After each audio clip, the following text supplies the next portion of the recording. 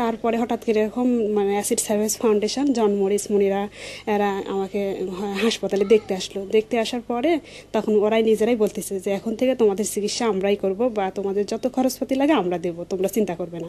Every day at least one more person is scarred by an acid attack. Acid Survivors Foundation in Dhaka provides care for all the long-term needs of acid victims, working to foster the physical and mental recovery of victims and prepare them for the difficult life ahead. এখানে আমাদের acid survivors ফাউন্ডেশনে 35 বেডের একটা rehabilitation and nursing care centre আছে, যেখানে এরা এসে থাকে এবং প্রয়োজন অনুযায়ী তারা অবস্থান করে বেশ কিছুদিন এই ট্রাউমা থেকে বের হয়ে আসার জন্য।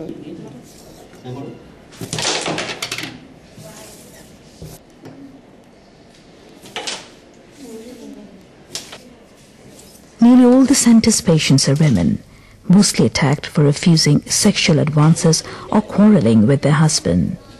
Paradoxically, a growing women's rights movement and increasing opportunities for education and social independence has put many women at greater risk of attack from men who resent such empowerment. মেয়েদের এখন অবস্থান আমার মনে হয় আগের থেকে অনেক ভালো, যাতে করে মেয়েরা এখন যখন একটা বিয়ের প্রস্তাব আসে তখন মেয়েটা না বলতে পারে। এটা তো এক সময় ছিল না যে আমরা নাই বলতে পারতাম না, ঠিক আছে? তো এখন মেয়েরা না বলতে পারে এবং যখন না বলে তখন কিন্তু তার একটা অ্যাটাক, সে কিন্তু শিকার হচ্ছে।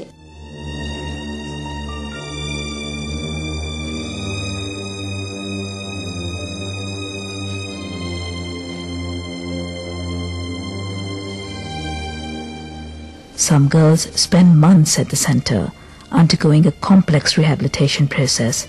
They need care beyond the treatment of the physical wounds. এটা ভাবতে গেলে অনেক ওটা যায়, মনে করেন যে আগে ছিলাম কি এখন হইলাম কি, এটা নিয়ে ভাবলেই মনে হয় যে আসে যায়, মনে ভাঙে যাচ্ছে শরীর।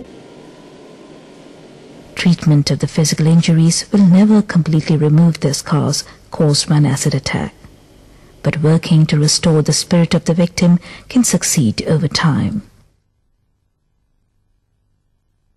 যখন তারা মেডিকেলি এবং সাইকোলজিক্যালি কিছুটা ওভারকাম করে তখন আমরা চেষ্টা করি তাদের মধ্যে কোনো স্কিল আছে কিনা, যদি কোনো স্কিল থাকে তাহলে সেটাকে বের করে নিয়ে আসতে এবং তাদের মানে পছন্দের ভিত্তিতেই আমরা সেটা নির্ধারণ করে থাকি এবং তাদেরকে চেষ্টা করি কোনো একটা সংস্থার সাথে বা অন্য কোনো আমাদের নেটওয়ার্কের মধ্যেই কোনো জায়গায় চাকরি দিয়ে দিতে বা অন্য কোনো ইনকাম জেনারেটিং অ্যাক্টিভিটিসের সাথে লিঙ্ক আপ করে দিতে, যাতে করে তারা পরবর্তীতে এটাকে রান করতে পারে এবং তারা সার্ভাইভ করতে পারে।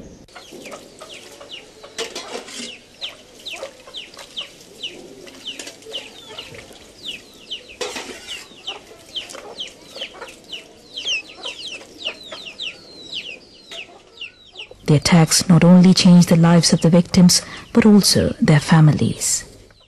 আমরা 5 বোন আর 2 ভাই, সবাই আমরা মানে পিঠাপিঠি, সেজন্য সবসময় আমরা ভাই বোনরা বাসায় খেলাধুলা করতাম, অবসর সময় গল্প করতাম, খুব আনন্দ করতাম। অবসর সময় হয়তো কোনো খেলা খেলতাম, লুডো খেলা বা গেম দেওয়া খেলা, সেগুলোতে খেলে আমরা খুব আনন্দ পেতাম।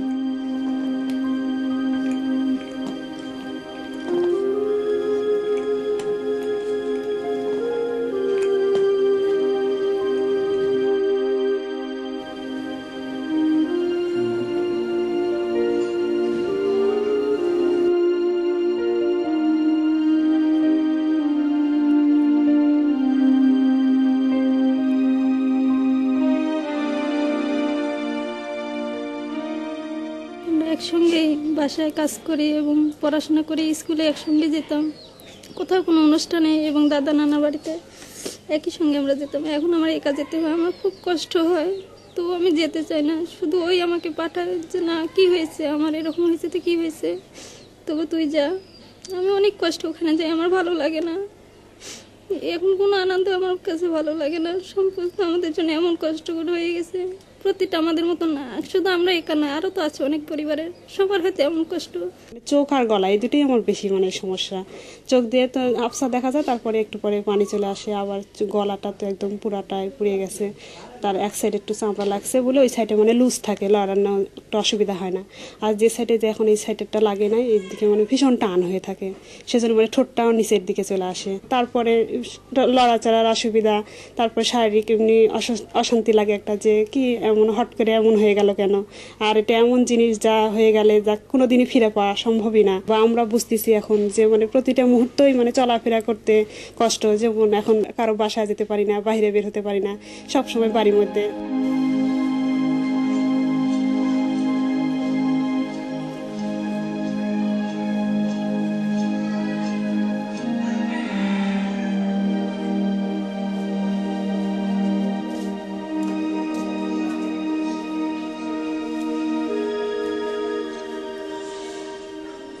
আমি তো আগের মতো আর এখন এক না, সেজন্য আমার মানে সব কিছুই এতটা ভালো লাগে না। তবুও এখন পড়াশোনা করে নিজের পায়ে দাঁড়াতে হবে। আল্লাহ যখন হায়াত দারাজ করেছে, এই জন্য বাকি জীবনে বেঁচে থাকতে হলে কিছু তো একটা করতে হবে।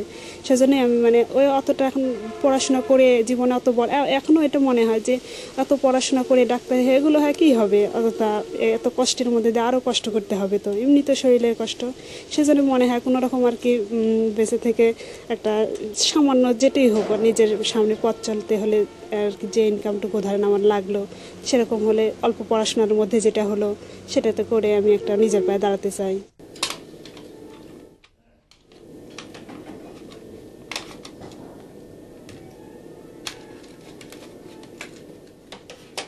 Not only has Kakuli lost her dream of becoming a doctor who can support her parents in their old age, in many ways she remains a prisoner of her injuries.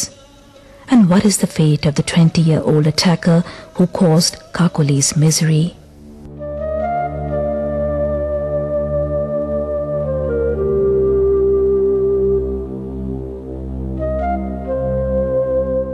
টাকা পয়সা দিব যে কোনো কারণ দিয়ে বোধহয় ওটা থামায় রাখে, সব জায়গাতে এরকম করে করে করে করে করে করে কেসটাকে একটা নর্মাল করে ফেলে দিচ্ছে।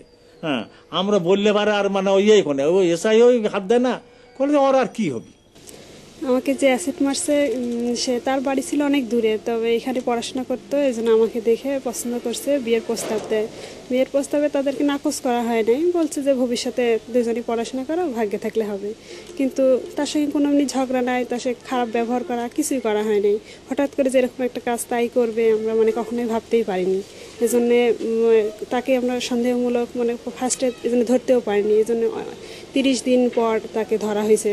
ধরার পরে 1 বছর জেলে ছিল। জেলে থাকার পরে হঠাৎ কীভাবে বের হয়ে গেছে আমি জানি না। আমি তখন বিদেশে ছিলাম, বাসায় এসে শুনছি যে জামিন পাইছে। অনেক কারণ থাকে, যেটা হয়তো দেখা যাচ্ছে যে সাক্ষীর অভাব, সেকেন্ড হচ্ছে যে আমাদের ফরেন্সিক রিপোর্টে হয়তো ঠিকমতো আসতেছে না, যে কী ধরনের বার্ন, আমাদের সাক্ষীটা নষ্ট হয়ে যাচ্ছে, আমাদের প্রমাণটা নষ্ট হয়ে যাচ্ছে। তারপরে তৃতীয় হচ্ছে আমাদের সাক্ষীরা ভয় ভীতির কারণে হোক কি বট ওভার হোক বা কিছু যে কারণেই হোক, তারাও সঠিকভাবে আসে না এগিয়ে। তো এটার কারণে আমরা দেখি আবার ডক্টরসরা খুব রিল্যাক্টেন্ট থাকে, যে রিপোর্ট থাকে ঠিকই, কিন্তু ডক্টরস যে অ্যাডমিট করবে এই রিপোর্টটাকে, সেখানে ডক্টরসরা যেতে চায় না। তো এখন ইদানিংয়ে শুনতেছি যে সেসব কিছু আর নাই, কেন আছে সে কোনো সাক্ষী সামর্থ্যকে বলে নাই যে অমুকেই করছে, দেখে নেই, প্রমাণাদি কোনো কিছু নাই, প্রমাণাদি না থাকার জন্য সে বের হয়ে গেছে, বের হয়ে যায় পর্যন্ত শেষ। আমাদের মতো মেয়েদেরকে যারা অ্যাসিড মারতেছে, আমার মনে হয় তাদেরকে অন্য কোনো শাস্তি দিলে আমার মনে তৃপ্তি হয় না। তবে মনে হয় যে আমাদেরকে যারা যেটুকু যেভাবে অ্যাসিড মারছে, ঠিক তাদেরকে সেভাবে অ্যাসিড মারলে মনে হয় এরকম এটা আর বাড়বে না। মনে করেন আমি যা কষ্ট করতেছি আর কেউ যেন কষ্ট পায় না, এই ধরনের ঘটনা যেন হয় না, এর জন্য আমি রাষ্ট্রের কাছে বিচার চাই, আইনের কাছে বিচার চাই। এর জন্য আমি তার বিচার হোক, তার যাবজ্জীবন হাজতে জন থাকে, সে বাইর হতে পারে না। এই মনে করেন এইটার জন্য আরও কয়েকজন ঠিক হয়ে যাবে, এই কাজ করবে না। এসিটের যে জ্বালা আমি বুঝতেছি, আমি চাই না আর কারো এরকম হোক। আমি চাই ওদেরকে ফাঁসি, আমি চাই না, আমি যাবজ্জীবন কারাদণ্ড চাই। যারা এরকম করছে তাদেরকে শাস্তিমূলক আইনে যতটা শাস্তি আছে সেটাই আমি চাই, প্রকৃত শাস্তি আমি চাই।